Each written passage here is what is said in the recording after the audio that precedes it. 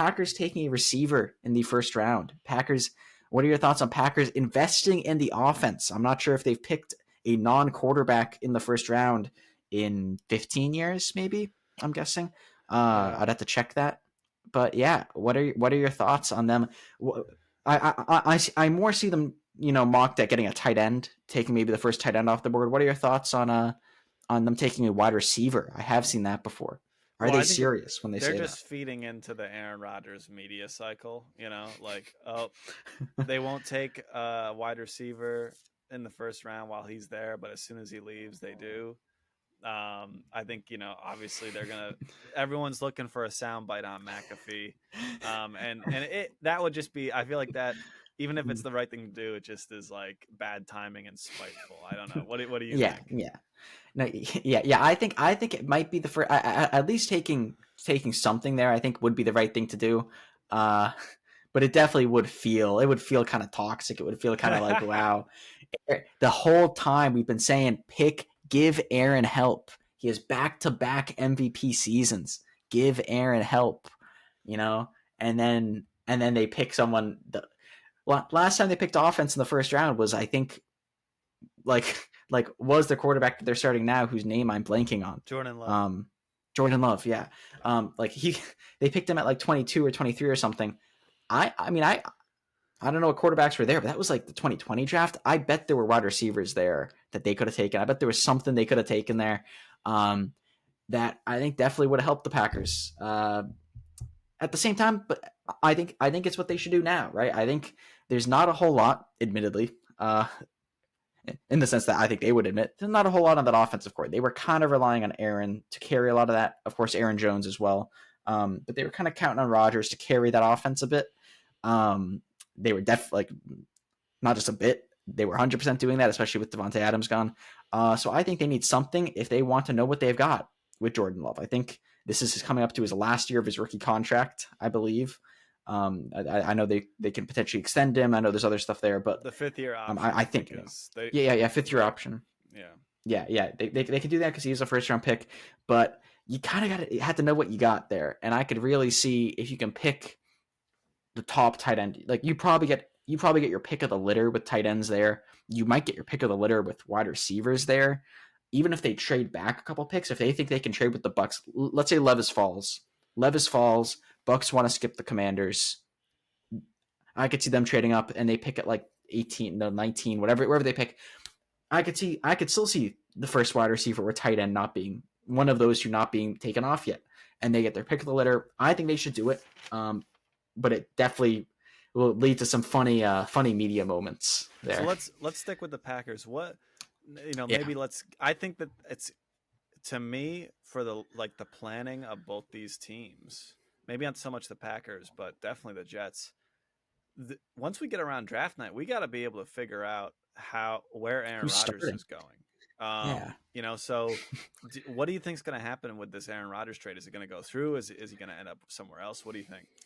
I mean, yeah. So here we go. Just for those watching or listening. So it's Sunday right now. The draft is Thursday. The first round of the draft is Thursday. The second round will be on Friday, right? So that's day 2. And that's why if a trade doesn't happen by then, unless the Jets have some real assurances, if trade doesn't happen by Wednesday, that's trouble for them, right? Because they've been kind of the whole offseason them kind of planning around having him. I think they signed they signed Alan Lazard, I think, a guy like they signed one of Aaron's guys as a wide receiver to a relatively nice contract, I think. Yeah, I mean that's a big. So to kind of start from the top, I mean the one of the what I've kind of heard a fair amount about is 2 second round picks for Aaron. I've heard of maybe a second round pick this year, second round pick next year. I've also heard potentially second round pick this year, conditional first next year, depending on if Aaron plays. There's kind of a lot. That's the other thing. A lot of stuff with conditional picks, because even if the Jets trade for Aaron, every year Aaron Rodgers has been having these wacky retirement things, and the Jets don't want to be kind of caught like with a hot potato. They don't want to be stuck holding that, which is tough. Which is why they want compensation. Which I think is why which is why this trade is taking so long. But it is it would be really bad if they don't get Aaron, right? I mean, even if they do get Aaron, they might only get him for 1 year. It's a really tricky situation because they are built to win now. Like they're a team ready to win now. Maybe not built to win now. They're ready to win now. And yeah, I mean, I don't know. It's really tough because if you, I think even getting Aaron may not work out as well because he's even. I mean, it might not work out as well. Generally, he's been known to lose NFC Championship games. I'm sure he'll be good at losing AFC Championship games too. But like, sorry, laughing at my own joke. The perfect but combo like, I think, of losing championship games, the Jets and Aaron Rodgers. And it's the Jets. And it's the Jets. And it's the Jets. Yeah, I mean, that's just why, like, that I could see be troublesome, especially because it's just 1 year. But they also, yeah, I mean, what do you think about them potentially either of their own choice? Like, even if the Packers start to turn their tail around, but what if they start to look at the quarterbacks and analyze it and say, hey, we could trade up. Teams are going to be crazy enough to take Levis at 2. Yeah. Cardinals, we can offer the Cardinals a bag. They need everything, right? Buda Baker, I think, is requested a trade. Yeah, he wants off the Cardinals. Everyone, the Cardinals fire sale potentially, right? At least like they need everything. So if you offer them an extra first, if you offer them your this year first and next year first, or if you hopefully you don't have to throw in too much more, but like I don't have a trade calculator. They should be ready to trade. I mean, like they should be ready to trade. Or if the team that trades up to 2 is the Colts, like there's a lot of things there. If the Colts trade with the Cardinals at 3, like if the Colts do that, then you could try to trade with the Cardinals at 4. Like if you can take a quarterback, that might be pretty good. But it might need to be Stroud, because do you think this team with a defensive minded coach like Saleh, do you think they can develop a Levis or a Richardson? I feel like they might have more trouble. They have Nathaniel Hackett, I think, might be somewhere their QB coach or something, or their offensive coordinator. I believe so. Yeah. Also an Aaron Rodgers guy. They 100%. But here's the thing: they're so built around Aaron. They're making a move for obviously specific moves for Aaron Rodgers, but honestly, it's becoming a more and more desirable place for a QB to head. They've got some wide receivers, young ones. They also signed another one. Hackett was a much better coordinator than he was head coach. That's true. So there's that. Good running back. And you tell me, you're setting it up, right? Would you rather have a developmental QB on that team that's has a lot of pieces, has a good defense, needs someone to just be better than the worst QB in the league?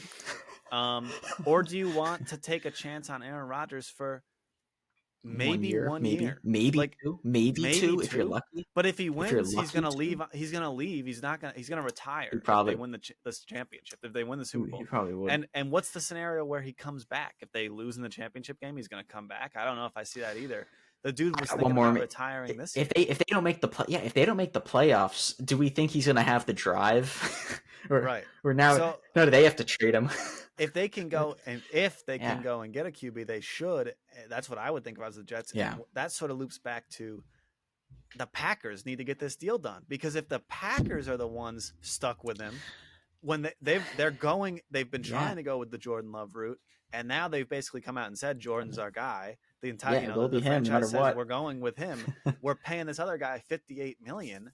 We got to get this off of our cap, and we got to get him out of our locker room. You think Aaron sits there? That would be so toxic. Imagine the trade doesn't happen. Aaron decides, I'm not retiring. I'm sitting on this bench. You have to every game, the camera, every game, the camera, everyone will be talking about him. Every game. Yes. The NBC, Fox, they will not be able to resist panning to Aaron anytime an interception happens. Anytime anything happens, to Aaron. And the money and the bag that Aaron is getting next year if he doesn't retire. Oh yeah, he should not retire for $58 million. Whether it's riding the Packers bench and being an absolute distraction or going somewhere else and playing, I don't understand why he would. I mean, I guess if you have enough money, it doesn't matter, but that's a lot of money.